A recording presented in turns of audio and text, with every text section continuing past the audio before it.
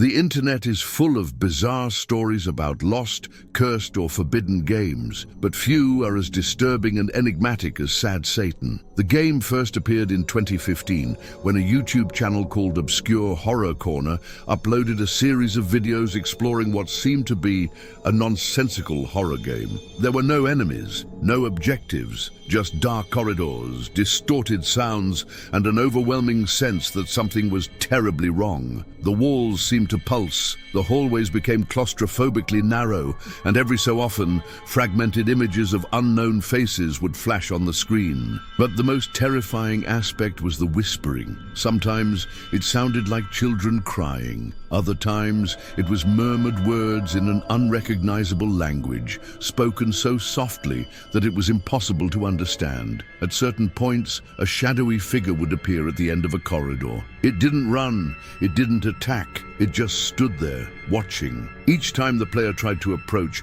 the screen would distort, the sounds would intensify, and the atmosphere would become unbearably suffocating. Even stranger, the game seemed designed to be unsettling rather than entertaining. Unlike most horror games, Sad Satan didn't rely on traditional jump scares or a clear storyline. Instead, it trapped players in a looping nightmare, feeding them disturbing imagery, cryptic messages, and a sense of overwhelming dread. The game didn't want to scare you, it wanted to unravel your mind. As more people became aware of the videos, questions arose. Where did this game come from? Who created it? Was it available for download? But when users attempted to find a copy, they discovered something strange. The link that Obscure Horror Corner claimed to have used didn't exist. The creator never provided the original source and refused to answer questions about where it came from. This turned Sad Satan into a true deep web mystery. Some believed it was a secret psychological experiment, a form of interactive art designed to mess with the minds of those who played it. Others speculated it was created by a dark cult, embedding subliminal messages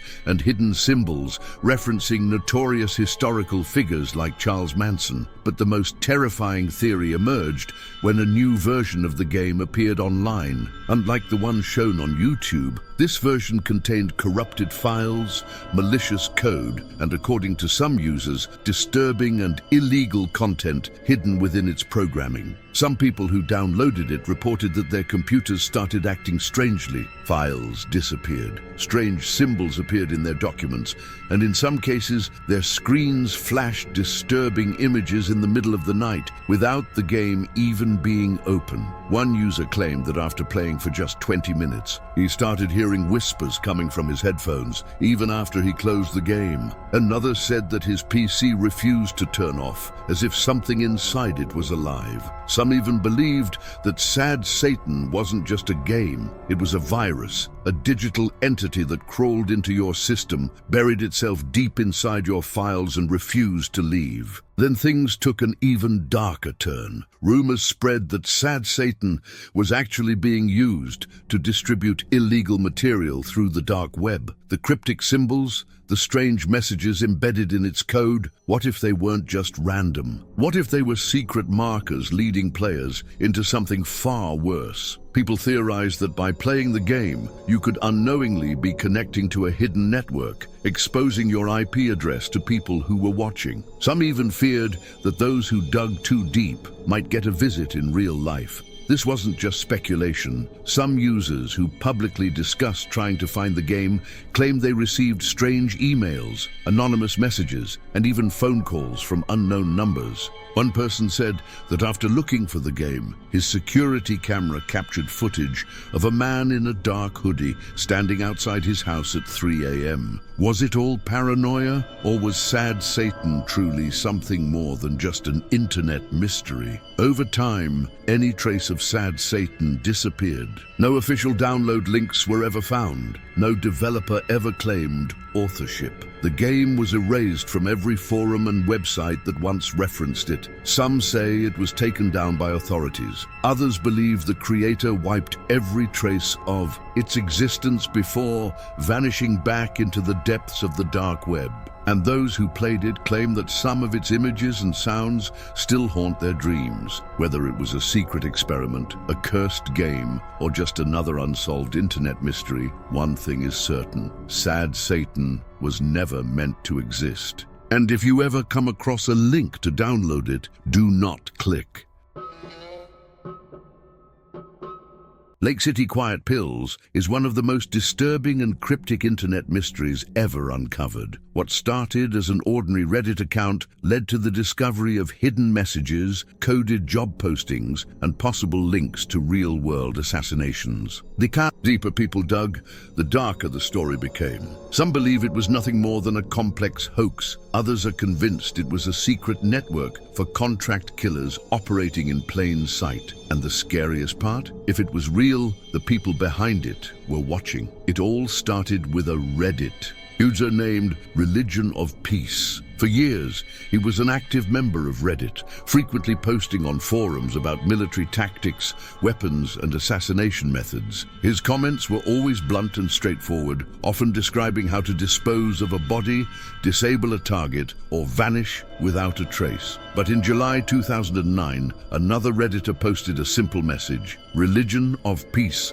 has passed away, R.I.P. At first, it seemed like an unremarkable announcement, just another internet user who had died. But then people started looking deeper into his online history, and what they found was chilling. Religion of Peace frequently referenced Lake City Quiet Pills. He mentioned it in offhand comments as if it was something that everyone should know about. I'm old and I've served my time. Now I give Lake City Quiet Pills to those who have too much left to say. It sounded strange, almost poetic. Some users speculated it was just a cryptic way of talking about ammunition, since Lake City Army Ammunition Plant produces bullets for the US military. But then they found something that changed everything. Attached to Religion of Peace's account was a link to a website, lakecityquietpills.com. On the surface, it looked simple, a blank page with a single image of an old, grumpy-looking man. The site claimed to offer discount government surplus, but it had no visible content. Curious, some tech-savvy Redditors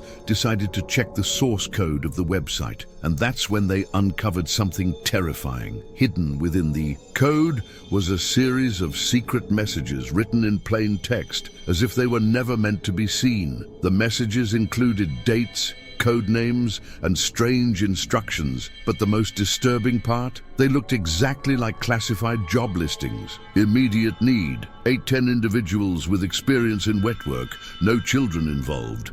Targets are high value, good payout. Positions available: need a bilingual specialist, Arabic preferred. Must have experience in private sector asset protection. New. Assignment posted. Clients are interested. Details to follow. Payments will be made via usual methods. These were not normal job postings. The word wet work is a well-known term for assassinations. The instructions, the payments, the secrecy, everything pointed to something dark. And it didn't stop there. As users pieced together the timeline of the hidden messages, they realized something disturbing. One of the coded messages appeared just days before a real-world assassination: the mysterious killing of Mahmoud al-Mabhouh, a Hamas arms dealer in Dubai, in January 2010. Al-Mabhouh was found dead in his hotel room, and surveillance footage later revealed that a team of operatives had been following him for weeks. The assassination was executed with military precision, and even intelligence agencies were stunned by how flawlessly it was carried out. When Reddit users matched the dates, they realized that a high-value wet work job was posted on Lake City Quiet Pills shortly before the assassination took place. Had they just uncovered an actual assassination network operating on the internet? The more people investigated, the stranger it became. Lake City Quiet Pills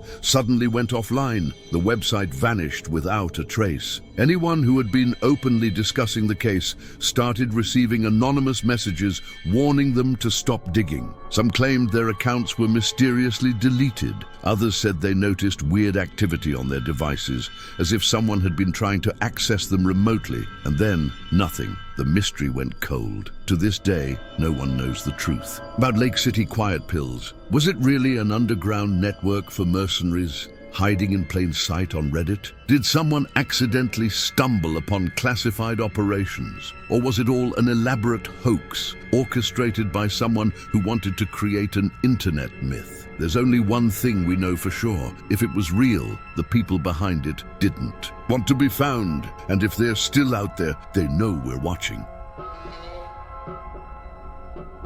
In the vast ocean of strange content on YouTube, few things have ever been as unsettling as Unfavorable Semicircle, a mysterious channel that seemed to operate at an inhuman pace, posting hundreds of thousands of bizarre videos, each more cryptic than the last. No explanations, no patterns, just an overwhelming flood of unintelligible visuals and disturbing sounds. For a while, it was just another bizarre internet oddity, but then YouTube shut it down without warning. No explanation, no appeals, just erased from existence. And that's when people started asking, what was Unfavorable Semicircle? And more importantly, who was behind it? The channel first appeared in 2015, and at first it didn't stand out. It had no profile picture, no banner, nothing that made it seem different from millions of other anonymous accounts. But then the videos started, thousands of them. Each one was incomprehensible, just a few seconds of random numbers, distorted voices, and strange abstract images. Some videos contained a single letter or number, as if they were part of a hidden code. Others had strange, pulsing geometric shapes that looked almost hypnotic. The audio was even worse. Some clips had ear-piercing shrieks, while others had low, murmuring voices, whispering things no one could understand. And then there was the symbol. A half circle, or as some described it, a semicircle. It kept appearing over and over again. People started to notice patterns. Some believed the numbers and letters could be part of an elaborate cipher. Others thought the videos were a countdown. To what? No one knew. But there was something undeniably wrong about the channel. It wasn't just weird, it was unsettling, like it wasn't meant to be seen. Things got even stranger when people started looking into the timing of the uploads. Videos were being posted at a superhuman rate, sometimes dozens per minute. No human could manually upload that fast.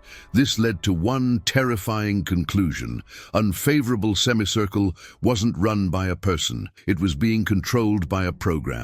But that raised an even bigger question. Who wrote it? Was it an experiment? A message? A signal? Then came the most unsettling theory. Some people believed Unfavorable Semicircle was a communication system for something non-human, a signal bouncing across the internet, a coded transmission meant to be decoded by someone or something else. And then, just as the mystery was starting to gain traction, YouTube deleted the channel. No explanation, no violation warnings, no trace left behind. Gone. This only made people more suspicious. YouTube rarely deletes channels that fast, even ones that break the rules. Some speculated that Unfavorable Semicircle had been sending secret messages, and that someone somewhere didn't want them to be deciphered. Others believed it was an artificial intelligence experiment gone wrong, producing endless amounts of coded nonsense until it was forcibly shut down. And then there was the most terrifying possibility. What if the channel wasn't just a message? What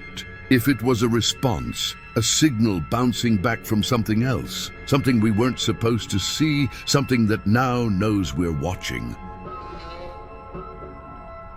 No one knows exactly when Mortis.com first appeared. Some say it was in the late 90s. Others claim it had been around even earlier. But by the time people really started paying attention to it, the website was already surrounded by disturbing rumors. It wasn't just that no one knew what was inside, it was that no one could get inside. The homepage was nothing but a blank screen with a single login prompt. No sign-up option, no explanation, no clues about what lay beyond the barrier, and for over a decade, no one could break in. But the deeper people dug, the more they realized Mortis.com was hiding something, and those who got too close they started to disappear. It all started in 1997 when whispers of a strange, impenetrable website began circulating in underground hacker forums. The site, simply called Mortis, had a massive amount of encrypted data stored on its servers, terabytes of information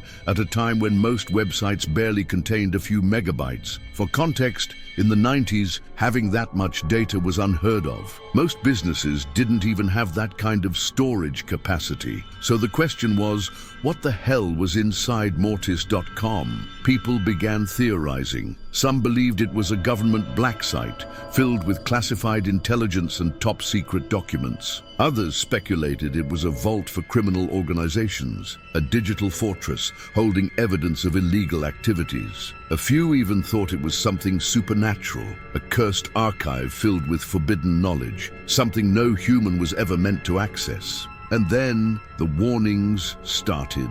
As hackers and curious web surfers tried to breach Mortis.com, strange things began happening to them.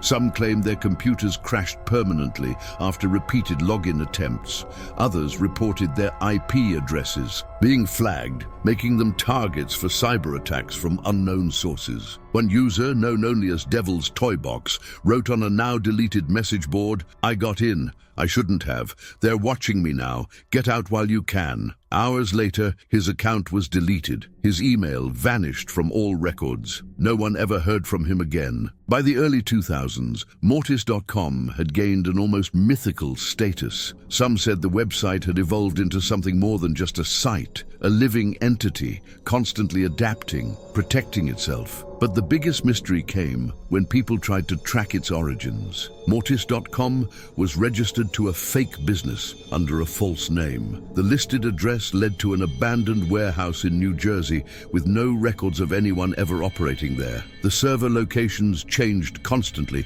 bouncing from country to country as if someone or something was deliberately hiding it. Even stranger, every few years, the site would briefly go offline and then return completely untouched. No updates, no changes, just waiting, as if it was patiently looking for something. Then, one day, Mortis.com simply vanished. Not just taken down, erased. The domain was unregistered overnight. The servers went dark, and every reference to the site began disappearing from old forums. Even archive services like the Wayback Machine failed to retrieve past versions of the website. It was as if Mortis.com had never existed, and those who had spent years trying to break in, they stopped talking about it. Some deleted their accounts, others outright vanished from the internet. To this day, no one knows what was inside Mortis.com, but maybe that's for the best. Maybe it was never meant to be found, and maybe, just maybe, whatever was inside it is still out there.